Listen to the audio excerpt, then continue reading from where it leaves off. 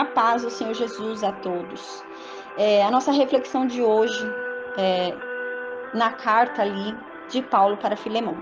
Parece uma cartinha simples, uma cartinha boba, uma cartinha tão insignificante diante de tantas coisas que Paulo já escreveu, de cartas tão longas, né? Agora uma carta com um capítulo apenas, mas é uma carta muito importante, é uma carta que fala sobre o perdão. O que acontece? Essa carta ela é destinada a Filemão. Filemão era um homem de posses que se converteu a Cristo e que agora era um servo de Deus e trabalhava na obra. Ele tinha tido, né? Ele tinha nessa época um escravo chamado Onésimo.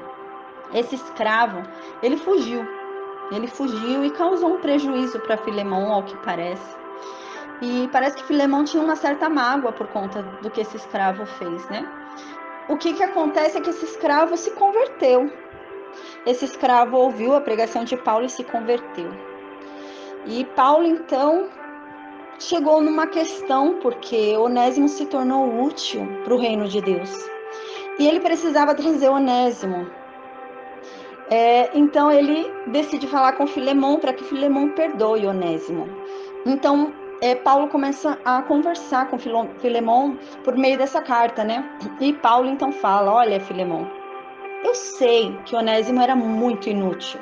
Eu sei que ele era inútil quando ele era escravo para você, que ele foi inútil. Mas hoje eu quero que você saiba, Filemão, que ele é muito útil. Em Cristo ele se tornou de extrema utilidade. Assim como você ele também é útil. Então, eu gostaria que ele trabalhasse na obra de Deus, né? Então, eu venho aqui te pedir que você o perdoe, que você o receba, para que ele possa trabalhar na obra. Assim como nos foi ensinado, né? Que você, então, né? Já que você é um praticante do Evangelho, já que você já é uma pessoa que trabalha na obra, então que você pratique aquilo, né? Que o Evangelho diz que é o perdão, que você ofereça o perdão a Onésimo, né? Então, Paulo diz isso. E Paulo diz, eu poderia, né? Até me ater à minha autoridade, né? A autoridade que Cristo me deu, né? E fala para você, você tem que perdoar e acabou. É isso que o Evangelho diz. Mas eu não quero que você perdoe Onésimo por obrigação. Eu quero que você perdoe a Onésimo por amor a Onésimo, por amor à vida de Onésimo. Eu quero que você entenda, Filemão, que Onésimo agora não está mais em condição de escravo. Ele também se rendeu a Cristo e agora ele se tornou seu irmão. E por isso que você demonstre um amor por ele tremendo e o perdoe. Pelo amor que você tem por ele, não por obrigação, mas pelo amor que você tem por ele, que você o perdoe por tudo que ele fez.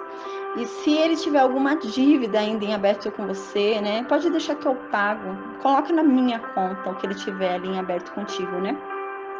Mas não cobre mais dele. Deixa que eu liquido a dívida dele, né? Mas apenas o perdoe por amor, apenas por amor, né? Nessa época, a lei da época permitia ao Senhor, quando tinha um escravo fujão, né? Ele permitia o castigo cruel desse escravo e até mesmo a morte. Então, Filemão estava apoiado pela lei daquela época e pela lei daquela época, Filemão podia matar Onésimo. A lei era a favor de Filemão, mas Paulo diz, siga a lei do Evangelho, siga a lei de Cristo, siga o que Cristo nos ensinou, perdoe a Onésimo pelo amor que você sente por ele agora em Cristo. Pratique o perdão que Jesus Cristo te ensinou, né? Não importa o que Onésimo fez, não importa qual é a dívida de Onésimo, né? Assim como Cristo te perdoou, sendo a sua dívida tão grande, tão alta, né? Que você perdoe também a Onésimo e o receba, né? Então, esse é o conteúdo dessa carta de Filemão, né? A carta de Paulo a Filemão. Ela nos diz muito sobre perdão, né? A gente vê que aqui era uma pessoa que já estava na obra de Deus, né? Filemão já estava na obra, era um praticante, era um obreiro ali, né? Um praticante já, era um cristão convertido, né? Mas havia ali uma mágoa. Ele ainda não havia perdoado Onésimo pelo que o Onésimo fez a ele, né? E ele ainda tinha Onésimo por escravo dele, ele ainda se tinha como dono de Onésimo, né? Então Paulo agora tenta abrir os olhos de Filemão, para que Filemão, né, entenda que Onésimo não é mais escravo dele, né? Mas que agora Onésimo é irmão. Na carta há até um incentivo para que se dê a alforria de Onésimo.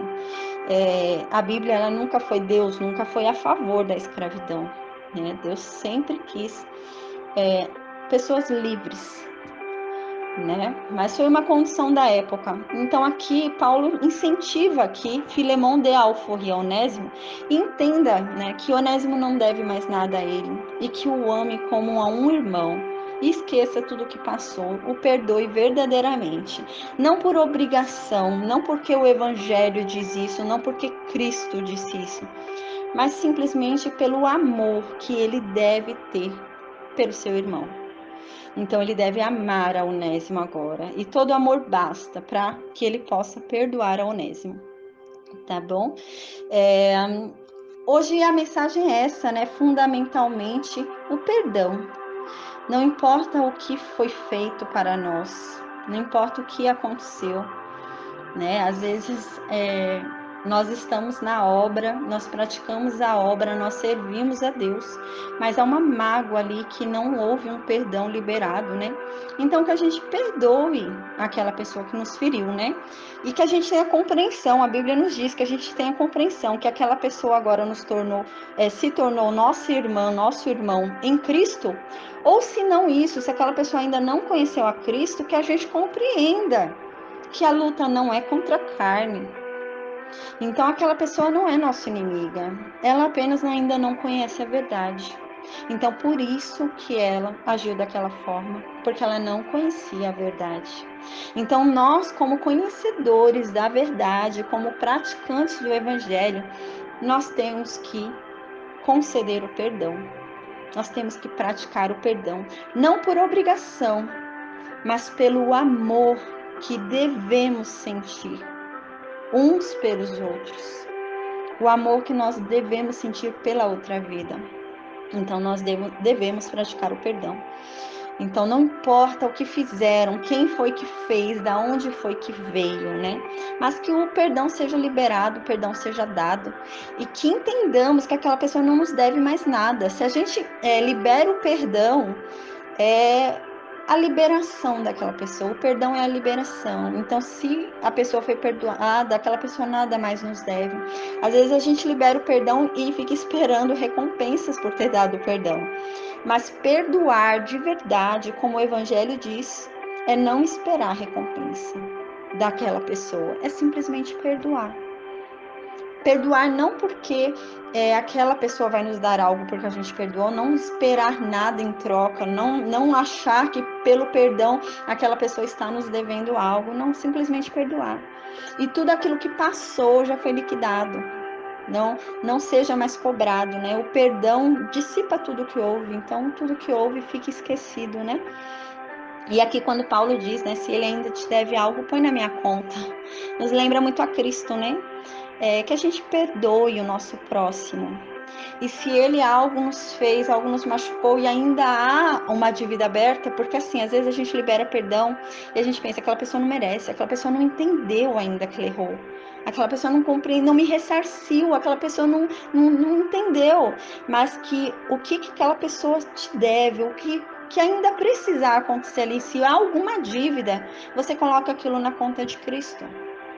Você perdoou e pronto. Às vezes a gente perdoa a pessoa e pensa, né? Nossa, mas ele não merece, ele não me devolveu, ele não entendeu que ele tá errado. Então que a gente entenda, que a gente compreenda, né? Que o que ainda estiver em aberto, o que houver ainda de dívida daquela pessoa, com o perdão que nós liberamos para aquela pessoa, aquilo que há de dívida para conosco daquela pessoa, passou para Cristo. Não importa o que a pessoa te deve, mesmo que ela não tenha te ressarcido, Cristo se tornou o devedor daquela pessoa. Então, se aquela pessoa não te honrou, pode ficar tranquilo. A dívida foi para Cristo, Cristo vai te honrar. Se aquela pessoa te deve um dinheiro e não te pagou, mas você a perdoou, fique tranquilo. Aquela dívida foi para Cristo. Você vai receber, você vai ser próspero, você vai receber aquela dívida. É isso que quer dizer, é isso que Paulo está dizendo aqui. Às vezes a gente perdoa, mas a gente espera que o outro ressarça as coisas, né? A gente está liberando o perdão, mas espera o pagamento da dívida, espera a liberação ali, né, do que a pessoa nos deve, mas que a gente entenda, se a gente está liberando perdão, aquela pessoa nada mais nos deve. E tudo que ainda havia em aberto de dívida daquela pessoa, com o nosso perdão, foi dado a Cristo. E Cristo passa a ser o nosso devedor agora e ele nos dará, ele pagará no lugar daquela pessoa que aquela pessoa ainda nos devia. Não pela pessoa, né? Às vezes a gente perdoa alguém que ainda não conhece a Cristo, mas pelo ato do nosso perdão. Com o ato do nosso perdão, nós perdoamos e libertamos aquela pessoa e passamos a dívida que ela tem com a gente para Cristo. E Cristo paga. Não importa qual seja a dívida, Cristo paga. Cristo assume a dívida daquele que a gente perdoou. Então, que a gente tenha essa consciência, em nome de Jesus, que a gente pratique o perdão. Pratique o perdão. Tá bom? Então, eu deixo essa reflexão hoje. Em nome de Jesus, fiquem todos com Deus. Amém.